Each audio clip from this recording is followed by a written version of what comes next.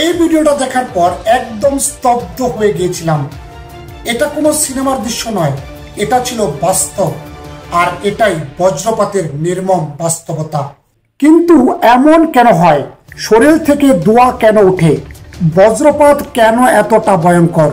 চলুন আজ আমরা জানবো এই ঘটনার পেছনের সত্য, বিজ্ঞান আর বজ্রপাতের ভয়াবহতা।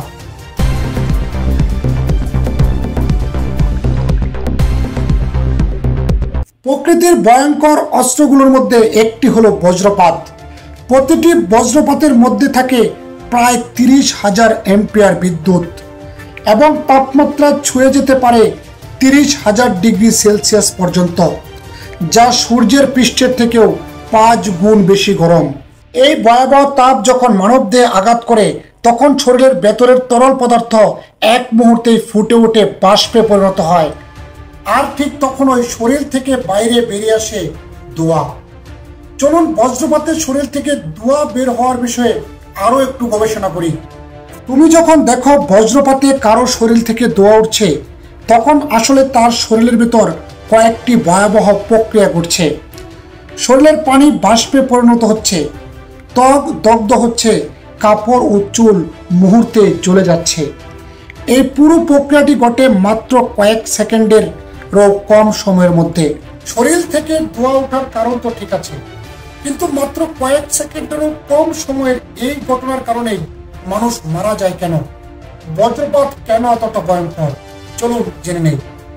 বজ্রপাত এমন একটি ঘটনা যার কারণে হৃদস্পন্দন থেমে যেতে পারে, স্নায়ু ও মস্তিষ্কের সংযোগ বিচ্ছিন্ন হয়ে যেতে পারে, দেহের ভেতর থেকে বাহির পর্যন্ত তীব্র পুরা অনুভূতি ছড়িয়ে পড়ে, আর কখনো কখনো শরীরের ভেতরে দেখা যায় বজ্রপাতের বিশেষ দাগ,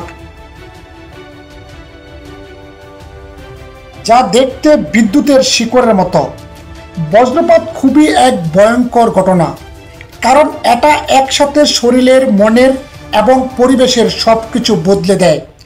শরীর থেকে বেরিয়ে আসা ধোঁয়া, পুরা গন্ধ, মাটিতে পড়ে থাকা নিথর দেহ, এই দৃশ্য কারো মন থেকে কখনো মুছা যায় না। এটা কেবল মৃত্যু নয়, এটা প্রকৃতির নির্মম প্রতাপের এক মুহূর্ত। কিন্তু এই ভয়ঙ্কর বজ্রপাত থেকে আমরা নিজেদের কিভাবে রক্ষা করব? আজ তুমি যে জীবনটা উপভোগ করছো সেটাই সবচেয়ে বড় আশীর্বাদ। প্রকৃতির শক্তিকে অবহেলা নয়, এটাকে সম্মান করা উচিত, কারণ প্রকৃতি যখন হিংস্র হয়ে ওঠে তখন কেউ রেহাই পায় না।